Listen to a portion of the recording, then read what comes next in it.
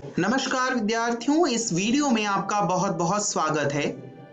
आज हम राम वृक्ष बेनीपुरी द्वारा रचित बाल गोविंद भगत नामक रेखा चित्र का अगला अंश पढ़ने जा रहे हैं, जो कि आपकी हिंदी की पाठ्य पुस्तक कृतिज भाग 2 में संकलित है।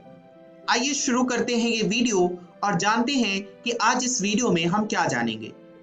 आज की इस वीडियो में हम सबसे पहले बाल गोविंद भगत की जीवनचर्या जानेंगे।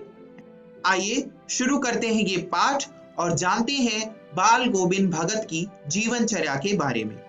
अब तक हमने जाना बाल गोविंद भगत एक साधु की तरह दिखने वाले व्यक्ति थे, साथ ही वह गृहस्थ भी थे।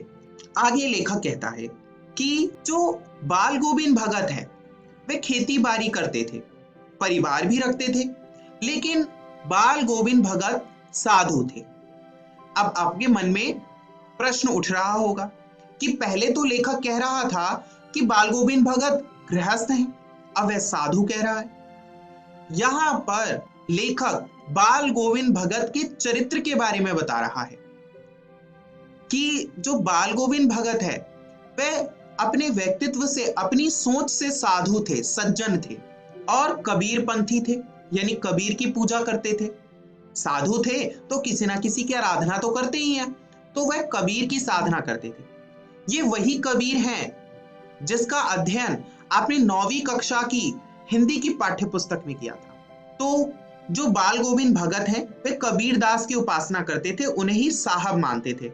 साहब का मतलब होता है श्रद्धेय, श्रेष्ठ, श्रद्धेय, श्रेष्ठ। और कबीर के नियमों का पालन भी करते थे। कैसे कैसे नियम करते थे? देखिए, कबीर दास के ही गीत गाते थे, उन्हीं के आदर्शों पर चलते थे, कभी झूठ नहीं बोलते थे, हमेशा खरा व्यवहार रखते थे। खरा व्यवहार यानी मन में कोई बात ना रखना, जो स्पष्ट बात हो वही कहना, और किसी से भी बात करने में कभी संकोच नहीं करते थे और ना ही किसी से झगड़ा करते थे। किसी की चीज बिना पूछे इस्तेमाल भी नहीं करते थे और इन सारे नियमों का इतनी कड़ाई से पालन करते थे कि लोगों को भी हैरानी होती थी। इससे हमें पता चलता है कि जो बाल गोविंद भगत है वो एक अनुशासित व्यक्ति थे, साथ ही वह लोगोन्मुखी विचार रखते थे, यानी लोगों का हित चाहने का सोचते थे। कैसे लोगों का हित चाहने का सोचते थे? यानी जो कुछ भी खेत में पैदा होता था वह कृषि करते थे। जो कुछ भी खेत में पैदा होता था उसे ले जाकर वह कबीर के दरबार में रख देते थे। क्यों रख देते थे? कबीर को उसकी क्या आवश्यकता होती थी? कोई आवश्यकता नहीं होती थी। जो लोग उस चीज की जरूरत महसूस करते थे वह उसे अपने घर ले जाते होंगे, उससे कुछ सामान लेते होंगे, यानी वहां पर रखे हुए सामानों को प्रयोग करते होंगे। तो वह लोगों का सोचते थे, लोगोन्मुखी विचार था उनका।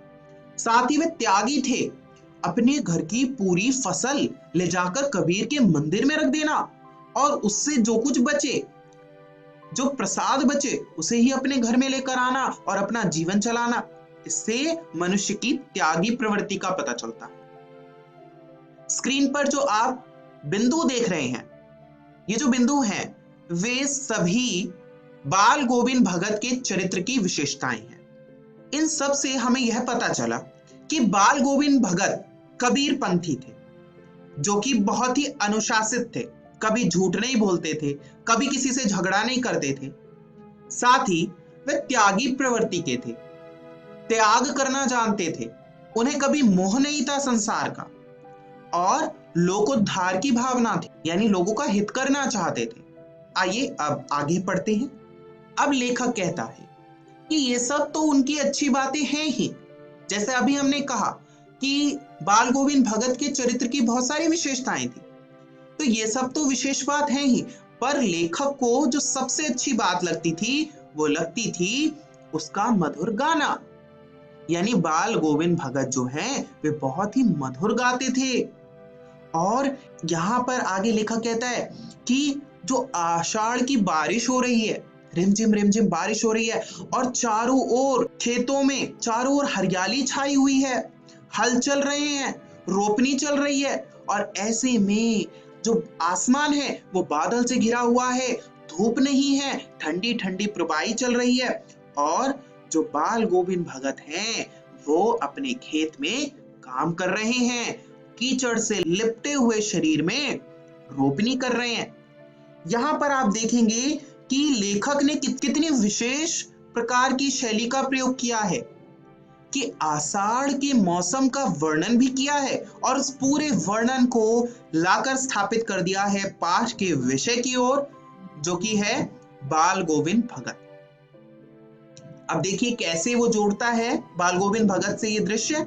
वे कहता है कि उनकी उंगली एक एक करके धान के पौधों को रोप रही है और उनका जो कंठ है वह संगीत का ऐसा स्वर उत्पन्न कर रहा है जो कि स्वर्ग की ओर जा रहा है। यानी भगत का जो गीत है वो बहुत ही मधुर है। यहां पर लेखक ने उसके गीतों की मधुरता का वर्णन किया है और उसके जो गीत का जादू है वो इस कदर है कि लोग साथ ही साथ गुनगुनाने लगे हैं उसके गीत के, और जो रोपने का क्रम है वह संगीत के आधार पर चल रहा है। यानी जो लोग रुपाई कर रहे हैं वो संगीत को आधार बनाकर उंगलियों को एक क्रम से लगा रहे हैं, और यही जो है वह बाल गोविंद भगत के संगीत का जादू है जिसे लेखक ने लिपिबद्ध किया है। इस पूरे वर्णन को जब आप पढ़ेंगे तो आप देखेंगे कि इस गद्य में काव्यात्मक रूप है ये गद्य का, कि लेखक ने कितनी सुंदरता से प्रकट किया है, कितना रसात्मक है ये। और यही लेखक की विशेष शैली है। आइए जानते हैं कि आज इस वीडियो में हमने क्या सीखा। आज की इस वीडियो में हमने बाल गोविंद भगत की जीवनचर्या कैसी थी इसका वर्णन किया, और हमने जाना कि बाल गोविंद भगत के संगीत का माधुर्य कैसा था, कितनी मधुरता थी उसके संगीत में। स्क्रीन पर जो प्रश्न विद्यार्थियों आप देख रहे हैं, इन प्रश्नों का उत्तर आप घर जाकर पाठ को पढ़कर लिखने का प्रयास कीजिएगा और मुझे आशा है आप जरूर करेंगे। साथ ही अगली वीडियो को समझने के लिए शेष पाठ पढ़कर आएं। आपको पता ही है शेष पाठ कहां से पढ़ना है, आपकी हिंदी की पाठ्य पुस्तक क्षितिज भाग 2 से। अंत में विद्यार्थियों, इस वीडियो को देखने के लिए बहुत बहुत धन्यवाद।